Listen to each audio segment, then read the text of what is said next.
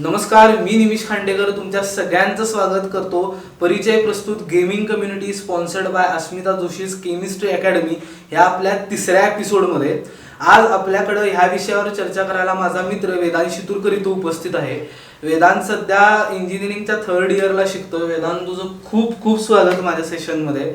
वेदांत, आता आपल्या प्रेक्षकांनी मागचे 2 एपिसोड नक्कीच बघितलेले असतील. आता मला वाटतं आपण ह्या सेशनच्या जरा अंतिम टप्प्यात आलेलो आहोत. तर आता तू सांगितलंस की बाबा गेमिंग कम्युनिटी काय आहे, त्याचे अनेक ॲस्पेक्ट्स आपण आता अभ्यासले. कुठल्याही कम्युनिटी समोर, ऑर्गनायझेशन समोर किंवा अगदी व्यक्तिगत कुठल्याही माणसासमोर पण एक वेगवेगळ्या प्रकारची आव्हानं असतात. तर ह्या गेमिंग कम्युनिटी समोर कुठली आव्हानं आहेत असं तुला वाटतंय?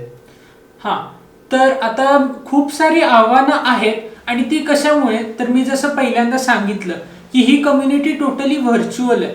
म्हणजेच काय, तर तुम्ही स्वतः एकमेकासमोर येऊन इंटरॅक्ट करू शकत नाही आणि त्यामुळे फक्त थ्रू वेबसाईट्स माहिती, म्हणजे थ्रू वेबसाईटच तुम्ही इंटरॅक्ट करू शकत असल्यामुळे खूप फरक पडतो. आता पहिलं आव्हान काय आहे, तर पहिलं म्हणजे पे टू विन आणि फ्री टू प्ले प्लेयर्स.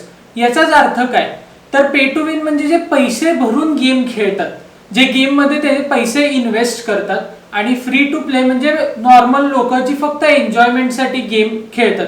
पण आता प्रॉब्लेम काय होतो, जेव्हा एक कंपनी गेम काढते तेव्हा ती हे जास्तीत जास्त हे बघते की त्यांना जास्तीत जास्त पैसे भरणारे लोक कसे मिळतील, आणि ते हे नाही बघत की लोकांना एन्जॉयमेंट कशी मिळेल.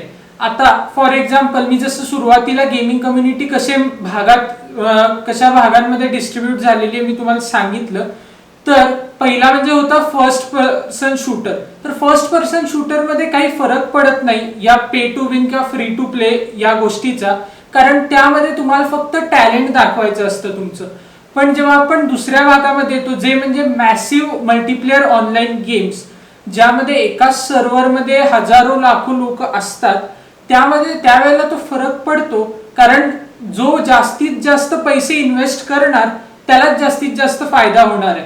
आणि हा मोठा फरक पडतोय कम्युनिटीमध्ये, कारण कंपनीज ज्याप्रमाणे फक्त पैसे भरणाऱ्यांकडे जायला लागल्यात, त्यामुळे लोकांना एकतर कम्युनिटी कडनं काहीतरी अपेक्षा आहे की कम्युनिटी ह्या बाबतीत काहीतरी ऍक्शन्स घेईल किंवा कंपनीज स्वतः सुधारतील, असं आत्ता तरी लोक मानतात.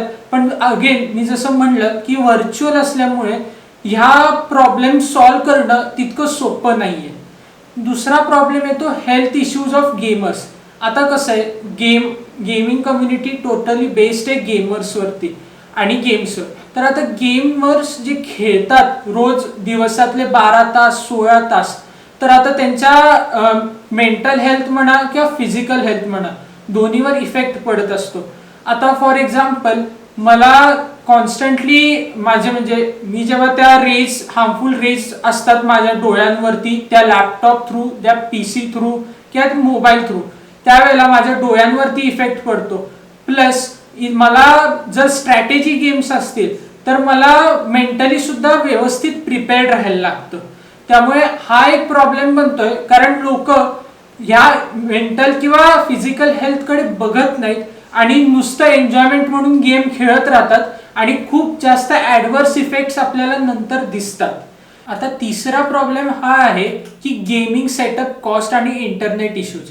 म्हणजे काय, तर जेव्हा मी आता गेम खेळायचं ठरवलं, मला आता त्यामध्ये करिअर करायचं, तर मला एक गेमिंग सेटअप प्रिपेअर्ड पाहिजे आणि एक व्यवस्थित इंटरनेट हवं. पण प्रॉब्लेम असा येतो की ह्याची कॉस्ट खूप जास्त असते. कधी कधी 4 लाखाहून जास्त एवढी कॉस्ट जाते या टोटल सेटअपची. आणि जसं मी पहिल्यांदा म्हणलं की पॅरेंट्स कडनं सपोर्ट नसतो, प्लस गव्हर्नमेंट कडनं पण नाही. मग अशा वेळेला हे गेमिंग सेटअप मिळवणं, त्यानंतर त्याच्यामध्ये गेम्स खेळणं, इंटरनेट फीस टोटली प्रॉब्लेमॅटिक होऊन जातं एका गेमर्ससाठी. आणि त्यामुळे जे लोक ज्या फ्लुएंटली गेम खेळू शकतात तो त्यांच्याकडनं खेळला जात नाही, कारण त्यांच्याकडे प्रॉपर सेटअप नसतो. त्यानंतर चौथा प्रॉब्लेम हा आहे की कॉन्ट्रोवर्सीज ही स्पेशली आपल्याला युट्यूब किंवा ट्विच वरती दिसतात. म्हणजे कॉन्ट्रोवर्सीज म्हणजे काय की दोन युट्यूबर्स किंवा दोन ट्विच स्ट्रीमर्स एकमेकांशी भांडतात, म्हणजे एकमेकांबद्दल काहीतरी वाईट बोलतात, त्यानंतर त्यांचे सबस्क्रायबर्स एकमेकांशी भांडायला लागतात आणि टोटली हा एक निगेटिव्ह इम्पॅक्ट पडतो दोघांच्या करिअरवर म्हणा किंवा टोटल त्या गेमवर सुद्धा, की ह्या गेममुळे अशी कॉन्ट्रोवर्सी तयार झाली किंवा हा गेमर चांगला नाही, असं इफेक्ट पडल्यामुळे टोटली म्हणजे त्या गेमरचं करिअर सुद्धा प्रॉब्लेम येऊ शकतो त्याच्या करिअरमध्ये, प्लस एक कम्युनिटीचा बॅड इफेक्ट सुद्धा दिसतो. त्यानंतर पाचवा पॉइंट आहे कंट्री हेट. कंट्री हेट म्हणजे काय, आता आपल्याला नॉर्मली माहिती आहे की कंट्रीज मध्ये इश्यूज होत राहतात बॉर्डरवरती म्हणा किंवा थ्रू काही ट्रेड्स, पण अशामध्ये याचा इफेक्ट गेम्स वरती सुद्धा पडतो. म्हणजे फॉर एक्झाम्पल मी इंडियन आहे आणि दुसरा एक पाकिस्तान गेमर आहे, तर आम्ही दोघं एकमेकाला ऍक्सेप्ट करत नाही, म्हणजे मी त्याला काहीतरी बोलत राहतो त्याच्या कंट्रीवरून, तो मला बोलत राहतो आणि हे टोटली चुकीचं आहे खरं तर, पण लोकांना ते समजत नाही आणि हा अजून एक मोठा प्रॉब्लेम क्रिएट झालेला आहे. आणि लास्ट इफेक्ट किंवा लास्ट प्रॉब्लेम म्हणू शकतो तो आहे कॉम्पिटिशन. कॉम्पिटिशन अर्थात काय, तर आता आपण फॉर एक्झाम्पल घेऊया जेई आणि नीट एक्झाम्स. तर ज्याप्रमाणे सुरुवातीला आपण कन्सिडर केलेला असेल तर जेई किंवा नीट मध्ये तेवढी कॉम्पिटिशन नव्हती. जे लोक एक्झाम्स द्यायचे आणि सिलेक्ट व्हायचे ते प्रमाण खूप जास्त होतं, पण आता इतकी मुलं या एक्झाम्स देतात किंवा या कॉम्पिटिशन्स खेळतात, या कॉम्पिटिशन्स मध्ये सहभाग घेतात, त्यामुळे काय म्हणतात जी संधी उपलब्ध होत असते लोकांना पुढे जायची किंवा फॉर एक्झाम्पल IITs मध्ये ऍडमिशन म्हणा किंवा मेडिकल चांगल्या इन्स्टिट्यूट्स मध्ये तुम्हाला जर ऍडमिशन घ्यायची असेल तर ह्या कॉम्पिटिशनमुळे जो इफेक्ट पडतो तो सेम इफेक्ट या कम्युनिटीच्या कॉम्पिटिशन मध्ये सुद्धा पडतोय. कारण आता रोज मी जसं म्हटलं सुरुवातीला 500हून जास्त गेम्स रोज रिलीज होतात, प्रत्येक गेम मागे कमीत कमी 4000 लोक खेळतात. मग आता प्रत्येक गेम मध्ये कॉम्पिटिशन तयार होते, त्यामुळे प्रत्येक जण पुढे यायला बघतो आणि त्यामध्ये प्रत्येकाला संधी मिळेलच असं नसतं. आणि हा अजून एक बॅड इफेक्ट म्हणू शकता किंवा तुम्ही म्हणू शकता की प्रत्येकाला स्किल वेगवेगळं आता दाखवायची संधी पण मिळते, असं दोन्ही प्रकारे आपण बघू शकतो. पण मोस्टली कन्सिडर करताना एक बॅड इफेक्ट म्हणतात, कारण करिअर वाईज बघितलं गेलं तरी चान्सेस आता खूप कमी होत आहेत. बरोबर. आता आपण येऊया गेम्सच्या दुष्परिणामाकडे. आज आपण बघतोय की वेदांत, मीही ऐकून आहे की लोक 16 तास अक्षरशः गेमवर खेळतात. मला वाटतं चायनामध्ये पण असा एक इन्सिडेंट घडला होता की एक मुलगा कंटिन्यू 16 तास खेळून 2 दिवसात त्याचं निधन झालं. मग असे अनेक प्रकार घडतात. दुसऱ्या बाजूला याचे दुष्परिणाम म्हटलं तर जी मुलं ओव्हर ॲडिक्टेड आहेत, त्यांच्या जर आई वडिलांनी त्यांना जर ते खेळण्यापासून जर अडवलं तर ती एवढी ॲग्रेसिव्ह होतात. त्याचंच मी एक छोटंसं उदाहरण देतो. कर्नाटकामध्ये एका 21 वर्षीय मुलानं त्याच्या वडिलांचा खून केला, कारण त्या वडिलांनी त्याला पबजी खेळण्यापासून मज्जाव केला. त्याचे वडीलच स्वतः एक पोलीस इन्स्पेक्टर होते. पण हे जे असे प्रकार आहेत ह्या हल्ली खूप आलेले आहेत. मध्ये मला वाटतंय की आपण ब्ल्यू व्हेल बघितला, त्यानंतर पोकेमॉन गो बघितला. ब्ल्यू व्हेलचे अनेक केसेस नोट झालेले आहेत. पोकेमॉन गोला तर मुलं वेड्यासारखी हायवेजवर आणि स्ट्रीट्सवर फिरत होते ते पोकेमॉन शोधत वगैरे. तर हा अक्षरशः किळसवाणा प्रकार आहे असं मला वाटतं. ठीक आहे, आपण 1-2 तासासाठी खेळलो, तेवढंच एक एंटरटेनिंग सोर्स म्हणून बघितला आणि नंतर आपण पुढे गेलो तो भाग वेगळा. पण कंटिन्युअस 4-5 तास खेळून आज शाळांमध्ये पण 7वी-8वीच्या मुलांकडे मोबाईल्स असतात बॅगेमध्ये आणि ते लपून मागं जे लेक्चर चालू असताना ते गेम्स वगैरे खेळतात. हे कितपत बरोबर आहे? मग हा कुठेतरी गेमिंग कम्युनिटीचा किंवा गेमर्सचा एक सर्वाधिक मोठा लॉस म्हणता येणार नाही का? मग आता मला हेच तुला वेदांत विचारायचं की हे जे दुष्परिणाम आहेत ह्याबद्दल तुझं काय मत आहे? हो, दुष्परिणाम आहेत आणि ते मान्य पण करतात सगळीजण. आता from community point of view, तर जर तू गेमिंग कम्युनिटी कन्सिडर केलीस तर ती ह्या गोष्टींना सपोर्ट करत नाही. म्हणजे तू जे म्हणालास की ब्ल्यू व्हेलमुळे या गोष्टी घडल्या, पोकेमॉन गो मुळे गोष्टी घडल्या किंवा पबजीमुळे जे तू आता इन्सिडेंट सांगितलास, तो गेमिंग कम्युनिटी ह्या सगळ्या गोष्टींना सपोर्ट करत नाही. फॉर एक्झाम्पल आता म्हणजे तू जर कम्युनिटीचा मोटो पाहिलास, खरं तर मी जसं पहिल्यांदा म्हटलं की फिक्स मोटो नसू शकतो, पण हेल्दी गेमिंग हा एक महत्वाचा मोटो आहे. आणि आता तू जे हे गेम्स म्हणलास त्याबद्दल, तर पहिलं म्हणजे ब्ल्यू व्हेल बद्दल, तर ब्ल्यू व्हेल बद्दल सुद्धा लोकांनी सोल्युशन्स काढायला बघितले. पण प्रॉब्लेम कसा होतो की ज्या वेळेला हा एक गेम इंटरनेटवर येतो त्याला तू प्ले स्टोअरवरनं त्याला घालवू शकतो, पण इंटरनेटवर तो तुला मिळणारच. आणि अशा केसेसमध्ये बॅन करणं किंवा जास्तीत जास्त पॅरेंट्सनी मुलांशी बोलणं हे खूप इम्पॉर्टंट आहे. आता पोकेमॉन गो बद्दल बोललास तर त्यांच्या कंपनीच्या सीईओने सुद्धा हे वाक्य त्यांचं आहे की आम्हाला त्यांना एक नॉर्मल, जसं आपण फ्रीली एका एरियामध्ये गेम खेळू शकतो आपल्या ह्याच्यानुसार, काय म्हणतात आपल्या फ्रीडमनुसार, त्याच पद्धतीने त्यांना एक गेमिंग स्ट्रक्चर द्यायचं होतं मुलांसाठी. आणि म्हणून त्यांनी तो पूर्ण वर्ल्ड मॅप ठेवला त्यामध्ये. पण त्यांना हे माहित नव्हतं की असे साईड इफेक्ट्स होऊ शकतात किंवा मुलं असं वागतील. आता या पबजी बद्दल तू जे म्हणालास, तर मी परत म्हणतो की पॅरेंट्सनी कधी पण मुलांबरोबर बोलावं, त्यांना डायरेक्टली. आता मी सुद्धा अनुभवतो किंवा अजून मुलं सुद्धा अनुभवत असतील की जेव्हा कुठलाही मी गेम खेळत असेल किंवा कोणी गेम खेळत असेल, पॅरेंट्स येऊन डायरेक्ट म्हणतात की नको खेळूस, बंद कर, तुझं करिअर बर्बाद करतोस, असं खूप जास्त बोलतात त्यांना. आणि आत्ताच्या सिच्युएशननुसार ते खूप चुकीचं आहे. आता कारण कसं आहे, गेम्स हे करिअर म्हणून म्हणजे वरती यायला लागलेत. आणि त्यामध्ये कॉम्पिटिशन्स मुलांना कसं असतं की कॉम्पिटिशन आहे, आपण पण सहभागी व्हावं, आणि गेम आवडते असतात त्यांचे, त्यामुळे त्यांना पण असं वाटत असतं की आपण ह्या गेम्समध्ये जावं, कॉम्पिटिटिव्ह खेळावे, युट्यूबवर जावं. आणि त्यांना करिअर पाथ असल्यामुळे ते जायला बघतात. आणि त्यावेळेला पॅरेंट्स एकदम येऊन त्यांना जर फटकारत असतील तर ऑफकोर्स त्यांच्या मेंटल हेल्थवर म्हण किंवा कुठल्याही फिजिकल हेल्थवर म्हण जरा प्रॉब्लेम येऊ शकतो. आता मी कधी कधी सांगतो की डॉक्टर्सना सुद्धा कन्सल्ट करा. मग आता लोक म्हणतील की डॉक्टर्सना का या गोष्टींमध्ये कन्सल्ट, तर परत करिअर म्हणून उभं व्हायला लागलंय. आपण प्रत्येक ह्याच्यामध्ये जर काहीतरी मेंटली इफेक्ट होत असेल कुठल्याही म्हणजे मुलावर किंवा कुठल्याही गेमरवर, तर आपण कधी पण हे करतो की डॉक्टर्सना कन्सल्ट करतो. तसंच ह्या कम्युनिटी थ्रू किंवा या गेम्समुळे सुद्धा जर काही इफेक्ट होत असेल तर डॉक्टर्सना कन्सल्ट करणं हे खूप म्हणजे उपयुक्त आहे असं मी म्हणतो. तसंच आता पॅरेंट्स पॉइंट ऑफ व्ह्यू, माझं पॅरेंट्सना असं म्हणणं आहे की तुम्ही मुलांशी बोला व्यवस्थित. कारण आता कसं आहे, आधीपर्यंत जुन्या काळात सुद्धा आपण बघितलं तर पॅरेंट्स डिसाईड करत होते की मुलाने काय करिअर करावं. पण आत्ताच्या काळात मुलं स्वतःहून डिसाईड करतात की त्यांचं करिअर काय असावं. आणि अशा तुम्ही जर डायरेक्टली येऊन त्यांना काहीतरी फटकारत असाल तर ते चुकीचं आहे. तुम्ही त्यांच्याबरोबर बसून व्यवस्थित बोला की तुझे काय प्लॅन्स आहेत, तुला काय करायचंय. जर तो चुकत असेल तर त्याला समजावून सांगा की तुम्ही कुठं चुकताय, तू असं केलंस तर काय प्रॉब्लेम येऊ शकतात, किंवा तुला कॉम्पिटिशन काय आहे, की तुझी काय तयारी आहे, सगळं त्याला विचारा. त्याच्याशी व्यवस्थित कन्सल्ट करा. तर डॉक्टरशी पाहिजे तर कन्सल्ट करा, करिअर ॲडवायझरशी कन्सल्ट करा आणि व्यवस्थित त्याला समजवा. तर कारण कसं होतं, जर मला उद्या फॉर एक्झाम्पल मी गेमशी ॲडिक्टेड आहे कुठल्या तरी, आणि मला उद्या एकदम कोणीतरी सांगितलं गेम बंद कर, तर ऑफकोर्स मी त्याच्यावर चिडणार, कारण मी पहिलं ॲडिक्टेड आहे.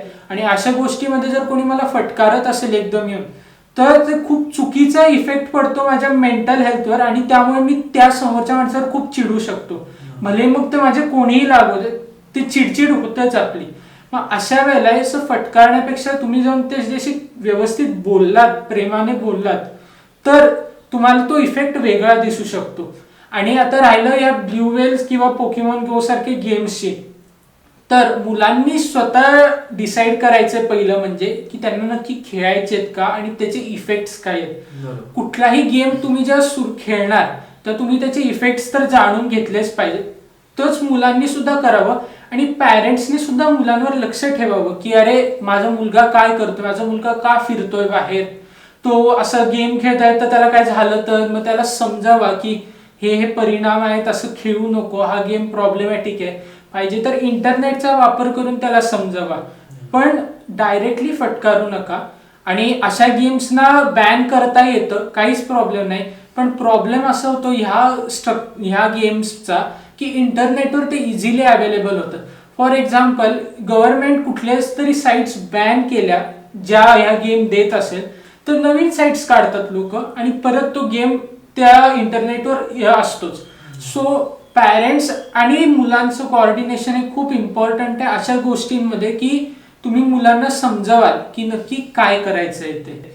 आता शेवटचा मुद्दा असा, तू जो मगाशी म्हणालास की 16-16 तास मुलं खेळतात, तर ते 16-16 तास का खेळतात, तर एकतर नॉर्मली एन्जॉयमेंटसाठी, जे खूप चुकीचंच आहे. पण कधी कधी कसं होतं, तू जर एक गेमर असेल, तुझं एक करिअर असेल, तू एक फ्रँचाईजचा प्लेयर असेल, तर तुला ते खेळावं लागतं. कारण कसं आहे, कॉम्पिटिशन तर बाहेर असते आणि तुला प्रॅक्टिस करावीच लागते तेवढी. आता तू जर कन्सिडर केलंस तुझ्या नॉर्मल कंपनीच्या जॉब बद्दल सुद्धा, तर तिथे सुद्धा तुम्हाला नेहमी अपडेट राहावं लागतं, नेहमी काही ना काहीतरी काम करून तुमचं कंपनीमधली पोझिशन तिथे दाखवावी लागते. सेम टू सेम इथं जसंच्या तसंच आहे की 16-16 तास मुलं का खेळतात. एक पहिलं म्हणजे त्यांना करिअर असेल त्यांचं, तर ते त्यांना खेळावंच लागतं. त्यामध्ये आपण काय तोडगा असा काढू शकत नाही, कारण ते त्याच्यावरचं त्यांचं अर्निंग असतं, त्याच्यावरती त्यांची फेम असतो. आणि जर ते नॉर्मली एन्जॉयमेंटसाठी खेळत असतील तर ते खूप चुकीचं आहे. बरोबर. आता मला वाटतंय आपले मॅक्झिमम सगळे प्रश्न झालेले आहेत. कारण शेवटी ज्या अर्थी तू ह्या गेमिंग कम्युनिटीचा किंवा ह्या गेमर्सचा किंवा हे जे काही गेम्स आहेत त्याचा तू अभ्यास केलेला आहेस, तू ते सगळे चांगलेही जे काही मुद्दे आहेत तेही मांडलेस, जे काही निगेटिव्ह पॉईंट्स आहेत तेही मांडलेस. पण शेवटला एक ज्या अर्थी तू एक अभ्यासक म्हणून किंवा ज्या अर्थी तू ह्या सगळ्या गोष्टीचा अभ्यास केलास, तुला वैयक्तिक असं काय वाटतं की बाबा नक्की त्या लोकांनी काय करू नये आणि काय करावं, ते ह्या बाबतीत काय बोलशील? बरोबर. माझं लोकांना एवढंच म्हणणं आहे की पहिलं म्हणजे तुम्ही डिसाईड करा की तुमचं करिअर काय आहे. कारण आता तुम्हाला जर गेम मध्ये करिअर करायचं असेल तरच तुम्ही तेवढा टाइम द्या त्याला. म्हणजे तुम्ही नॉर्मल गेम 1 तास 2 तास खेळणार असाल काही प्रॉब्लेम नाही, पण तुम्हाला पुढे जाऊन करिअर करायचे तर हळूहळू त्याचं टायमिंग वाढवा, त्यात कॉन्ट्रीब्युशन द्या तेवढं. पण तुमचं जर करिअर करायची इच्छा नसेल, तुम्ही फक्त एन्जॉयमेंटसाठी खेळत असाल, तर फोकस मेन तुमचा नॉर्मल करिअरवरती राहू दे. आता तुम्ही जर युट्यूबवरचे गेमर्स वगैरे बघितला तर त्यांच्याकडे त्यांच्या डिग्रीज आहेत. म्हणजे कसं आहे, जर उद्या त्यांना काही प्रॉब्लेम आला की मला गेम मध्ये करिअर झालं नाही, तर तुम्ही ते लोक जाऊन उद्या त्यांच्या डिग्रीनुसार दुसरीकडे जॉब घेऊ शकतात किंवा दुसरीकडे म्हणजे काहीतरी काम करून अर्निंग घेऊ शकतात. तसंच तुम्ही सुद्धा पहिल्यांदा तुमचं नॉर्मल करिअर बघा, आणि जर तुम्हाला खात्रीच असेल की नाही मला करिअर माझं होऊ शकतं, माझ्याकडे टॅलेंट आहे, तर मग त्या गेम्सकडे जावा. त्यानंतर माझ्या पॅरेंट्सना सुद्धा म्हणणं आहे की तुम्ही मुलांबरोबर बोला. कारण आता कसं आहे, फक्त गेमिंग हे एक नॉर्मल एन्जॉयमेंट नाही राहिलं, करिअर बनलंय. त्यामुळे तुम्ही मुलांना विचारा की त्यांचे इंटरेस्ट कशात आहेत. कारण कसं होतं, गेम्स हा खूप आवडीचा विषय असतो कुठल्याही देशात म्हणा. मग त्या वेळेला जर पॅरेंट्सनी जर कन्सल्ट म्हणजे त्यांच्या मुलांशी बोललं नाही व्यवस्थित, तर मग काही प्रॉब्लेम्स इश्यूज होऊ शकतात आणि अशा वेळेला मग मुलांना गाईड करणारं कोणी राहत नाही. तसं मला गव्हर्नमेंटना सुद्धा हे म्हणणं आहे की तुम्ही सपोर्ट करा फायनान्शियली. कारण मी जसं म्हणतो की गव्हर्नमेंटचा एक सपोर्ट असणं खूप मोठी गोष्ट असते. आता कसं तुम्ही एज्युकेशन लोन मध्ये सपोर्ट करता किंवा तुम्ही कुठल्या तरी बिझनेस लोन्स थ्रू सपोर्ट करता लोकांना, तसंच या गेमर्सना त्यांच्या काहीतरी लोन स्कीम थ्रू सपोर्ट करा. काहीतरी गव्हर्नमेंटकडनं सपोर्ट असला, बँक्सकडनं सपोर्ट असला की कसं होतं की मुलाला सुद्धा विश्वास असतो की अरे आपण काहीतरी करून दाखवलं पाहिजे. नाहीतर कसं होतं, काहीतरी काही लोकांना तर सेटअपच घेता येत नाही, त्यामुळे त्यांचं करिअरच होऊ शकत नाही आणि जे श्रीमंत असतात ते नुसते खेळत राहतात. बरं, आता नॉर्मल मुलाला कसं ज्याला घेता येत नाही त्याला जर सेटअप मिळालं तर त्याच्याकडे 2 पॉइंट्स असतात की अरे मला एकतर लोन फेडायचंय आणि दुसरं म्हणजे मला करिअर बनवायचंय. मग दोन्ही थ्रू त्याच्यावर एक प्रेशर पण असतं आणि त्याचा गेम कसा चांगला होईल करिअर पॉइंट ऑफ व्ह्यू ते सुद्धा तो बघत असतो. आणि कसं आहे, गव्हर्नमेंटचा सपोर्ट कुठल्याही गोष्टीत असणं हे कधी पण मोठी गोष्टच असते. त्यामुळे ओव्हरऑल मला असं म्हणायचंय की तुम्ही नक्की गेम खेळा, एन्जॉयमेंट आहे ती, काहीच प्रॉब्लेम नाही. पण तुम्ही डिसाईड करा की तुमचं करिअर काय आहे आणि मग गेम खेळा. तुम्हाला जर पाहिजे असेल की नाही बाबा मला गेम मध्ये करिअर करायचंय, तर चांगला ऑप्शन हा आहे की तुम्ही नॉर्मल एक तुमची डिग्री मिळवा, एक नॉर्मल ते करिअर सेटअप करा, एज्युकेशनल करिअर, आणि मग ह्या गेमिंग करिअर मध्ये या. आणि कसं आहे, तुम्ही जेव्हा गेम मध्ये याल तेव्हा कम्युनिटी सपोर्टसाठी असतेच तुमच्या. भले सुरुवातीला सपोर्ट कमी असू दे, तो कमी असतो कारण लोकांना अजून ओळख नसते तुमची. पण जशी ओळख होईल तसं तुमचं रीच जसा चांगला होईल लोकांपर्यंत, तसं तुम्हाला सपोर्ट मिळणारच आहे. पण आधी तुम्ही डिसाईड केलं पाहिजे की तुम्हाला काय करायचंय. नक्कीच. आता मला वाटतं आपले सगळे प्रश्न झालेले आहेत. तू ज्या प्रकारे प्रत्येक मुद्दा उलगडत गेलास त्याचं कौतुकच आहे. मला वाटते तू जे काय सांगितलंस त्याचे पॉझिटिव्ह पॉईंट्स असतील, त्याचे निगेटिव्ह पॉईंट्स असतील, ते आपले प्रेक्षक जो युवा वर्ग असेल हा व्हिडिओ नक्की पालकांनीही बघावा, त्यावरही विचार करावा, व्यवस्थित त्यांच्या पाल्याशी बोलावं. एक मी म्हणतो गुड कम्युनिकेशन इज मस्ट प्रत्येक रिलेशनमध्ये. तर ते असणं महत्वाचं आहे. म्हणजे हे जे काही मिसकन्सेप्शन्स आहेत किंवा असे जे काही प्रकार आहेत जे आपण मगाशी डिस्कस केले ते समाजात होणार नाही तसं म्हणत नाही, खरं प्रमाण तरी कमी होईल नक्कीच प्रमाण. तर वेदांत, तू आज माझ्या ह्या सेशन मध्ये आलास, तू माझ्याशी गप्पा मारल्यास, खूप मला आनंद वाटला. Thank you so much. जय हिंद. तुम्हाला आमचा हा व्हिडिओ आवडला असेल तर नक्की लाईक करा, शेअर करा, परिचयाला सबस्क्राईब करायला विसरू नका आणि तुमच्या प्रतिक्रिया कमेंटद्वारे नक्की कळवा. धन्यवाद.